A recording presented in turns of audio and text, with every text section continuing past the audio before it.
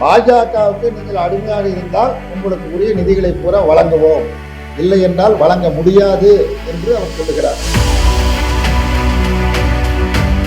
ஒரே கூட்டணியில் அங்கம் வைக்கக்கூடிய இரு தலைவர்கள் இருவேறு விதமாக பேசுகிறார்கள். அமித்ஷா கூட்டணி ஆட்சி என்கிறார், எடப்பாடி பழனிசாமி தனித்த ஆட்சி என்று பேசியிருக்கிறார். இதில் இருந்து அந்த கூட்டணியுடைய தன்மை எப்படி இருக்கும் என்பதை புரிந்து கொள்ளலாம். சட்டங்களை சுருக்கி 4 தொகுப்புகளாக மாற்றி சங்கமே வைக்கக்கூடிய உரிமையை கூட பறிப்பார்கள். அதை ஏற்றுக்கொள்ள வேண்டாம். இது ஏற்றுக்கொண்டால் இணக்கம். இதுக்கு பேர் இணக்கம்னு எப்படி சொல்றது? இந்த இணக்கத்திற்கு எடப்பாடி பொருத்தமானவர் தான். ஒன்றிய உள்துறை அமைச்சர் நேற்றும் இன்றும் தமிழகத்தில் வலம் வந்து இருக்கிறார்.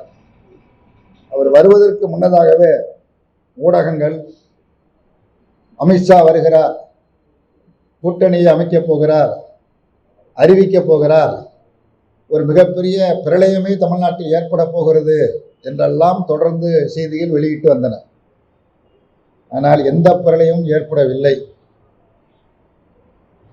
கூட்டணி கட்சி தலைவர்கள் கூட மரியாதை நிமித்தமாக அவரை சந்தித்து வரவேற்க கூட இல்லை. விமான நிலையத்தில் மற்றவர்கள் வரவேற்க கூட இல்லை.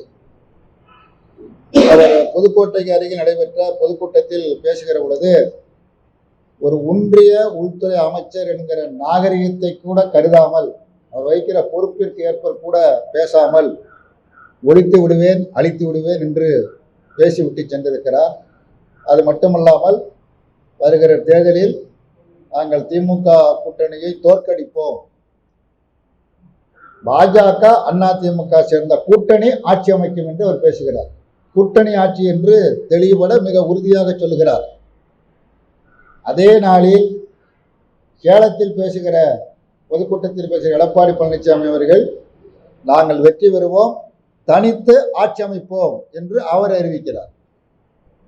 ஒரே கூட்டணியில் அங்கம் வைக்கக்கூடிய இரு தலைவர்கள் இருவேறு விதமாக பேசுகிறார்கள். அமித்ஷா கூட்டணி ஆட்சி என்கிறார், எடப்பாடி பழனிசாமி தனித்த ஆட்சி என்று பேசியிருக்கிறார். இதில் இருந்து அந்த கூட்டணியுடைய தன்மை எப்படி இருக்கும் என்பதை புரிந்து கொள்ளலாம். வருகிற சட்டமன்ற தேர்தலை பொறுத்தமட்டில் தமிழகம் மிக தெளிவாக இருக்கிறது. திராவிட முன்னேற்ற கழகத்தின் தலைமையிலான மதச்சார்பற்ற முற்போக்கு கூட்டணி என்பது தேர்தலுக்காக உருவாக்கப்பட்ட கூட்டணி அல்ல. அதிமுக பிஜேபி கூட்டணி இருந்தது. கடந்த நாடாளுமன்ற தேர்தலில் இல்லை என்று எடப்பாடி அறிவித்தார். அறிவித்தது மட்டுமல்ல, இனி எக்காலத்திலும் பிஜேபியோடு கூட்டணி இல்லை என்று அறிவித்தார். அப்படி அறிவித்தவர் இப்பொழுது கூட்டணி சேர்ந்திருக்கிறார். அது அவர் விருப்பம். அதே நேரத்தில் திமுக தலைமையிலான கூட்டணி என்பது கடந்த 10 ஆண்டுகளாக நீடித்து வருகிறது. 3 தேர்தல்களை சந்தித்திருக்கிறது. சொல்ல போனால் உள்ளாட்சி தேர்தல் உட்பட 4 தேர்தல்களை சந்தித்திருக்கிறது. 2019 நாடாளுமன்றத்தில் சந்தித்தது, வெற்றி பெற்றது. 2021 சட்டமன்ற தேர்தலில் சந்தித்து வெற்றி பெற்றது. 2024 நாடாளுமன்ற தேர்தலில் 19 காட்டிலும் மேலும் ஒரு இடங்களில் கூடுதலாக வெற்றி பெற்று 40க்கு 40 என்கிற முறையில் முழுமையாக வெற்றி பெற்றிருக்கிறது. தமிழ்நாட்டின் அரசியல் வரலாற்றில் 10 ஆண்டு காலம் தொடர்ச்சியாக ஒரு கூட்டணி நீடித்ததாக நான் அறிந்த வரையில் எந்த கூட்டணியும் அமைந்தது கிடையாது. இதுதான் முதல் முறையாக அமைந்திருக்கிறது. அதற்கு காரணம், இது ஒரு கொள்கை பூர்வமான கூட்டணி. இந்த கூட்டணியில் குழப்பம், இந்த கூட்டணியில் இருக்கிற கட்சிகள் வெளியேறும் என்று எடப்பாடி பழனிசாமியும் பாஜகவினரும் பல இடங்களில் தொடர்ந்து பேசி வருகிறார்கள். ஏற்கனவே எடப்பாடி பழனிசாமி அவர்கள் நீங்கள் எல்லாம் வெளியேறி வந்தால் நாங்கள் ரத்தன கம்பளம் கொண்டு வரவேற்போம் என்று கூட அறிவித்தார். நீங்கள் விரிப்பது ரத்தன கம்பளம் அல்ல, இரத்த கரை படிந்த கம்பளம் என்று அப்பொழுதே பதில் சொல்லிவிட்டோம். இந்த கூட்டணியில் இருக்கிற கட்சிகள் தொடர்ந்து நீடிப்பது மட்டுமல்ல, இந்த அணிதான் வெற்றி பெறும். இதுதான் யதார்த்தமான நிலைமை. வெற்றி பெறுவது மட்டுமல்ல, திமுக தனித்த ஆட்சி அமைக்கும்.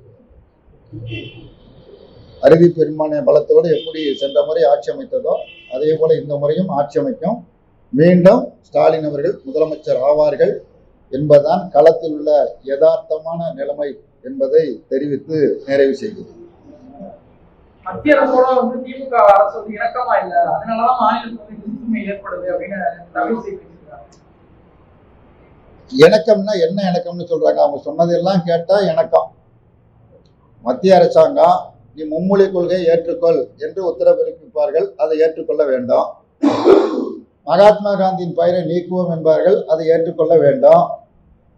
மகாத்மா காந்தி வேலை உறுதியளிப்பு திட்டத்தை சீர்குலைப்பார்கள், அதை ஏற்றுக்கொள்ள வேண்டும். அதே போல ஒன்றிய அரசாங்கம் மகாத்மா காந்தி வேலை உறுதியளிப்பு திட்டத்திற்கு முழுமையான நிதியை வழங்கியது. இப்பொழுது நாங்கள் வழங்க மாட்டோம், 60% தான் கொடுப்போம், 40% நீங்கள் போட வேண்டும் என்று மாநில அரசின் மீது நிதிச்சுமை ஏற்படுத்துவார்கள், அதை ஏற்றுக்கொள்ள வேண்டும். அதே மாதிரி தொழிலாளர்களுக்கு எதிராக சட்டங்களை சுருக்கி 4 தொகுப்புகளாக மாற்றி சங்கமே வைக்கக்கூடிய உரிமையை கூட பறிப்பார்கள், அதை ஏற்றுக்கொள்ள வேண்டும். இதை ஏற்றுக்கொண்டால் இணக்கம்.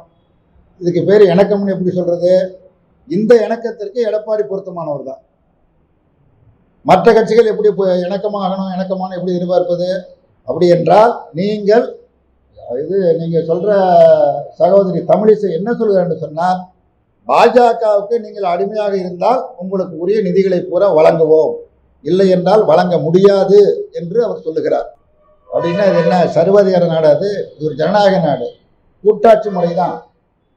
மக்கள் எந்த கட்சியை தேர்ந்தெடுக்கிறார்களோ அந்த கட்சியை ஆட்சி வைப்பதற்கு அதிகாரம் இருப்பதற்கு உரிமை உண்டு.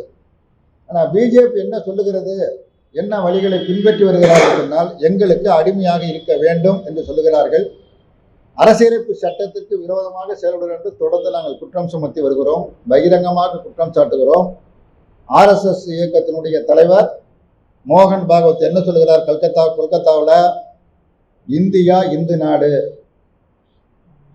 அரசியலமைப்பு சட்டம் அங்கீகரிக்கிறதா அங்கீகரிக்கல அது எங்களுக்கு கவலை இல்லை. சூரியன் கிழக்க உதிக்கிறது அரசியலமைப்பு சட்டத்தை கேட்டல்ல. அதே போல எங்களை பொறுத்த மட்டில் இந்தியா இந்து நாடு என்று அறிவிக்கிறார். இந்தியா மதச்சார்பற்ற கொள்கையை பின்பற்றுகிற நாடு. இதுவரைக்கும் மற்ற பாஜக தரப்பிலிருந்து இப்படி சொல்லக்கூடாது என்று கூட கருத்து சொல்லவில்லை, பகிரங்கமாக இப்படி சொல்லுகிறார்கள்.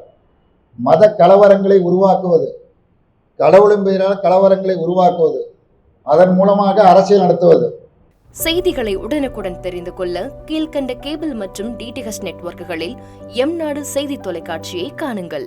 பாதகம் செய்பவரை கண்டால் நாம் பயம் கொள்ளலாகாது பாப்பா.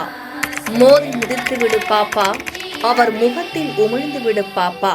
அண்மை செய்திகளை உடனுக்குடன் தெரிந்து கொள்ள இணைந்திருங்கள் எம்நாடு தொலைக்காட்சியுடன்.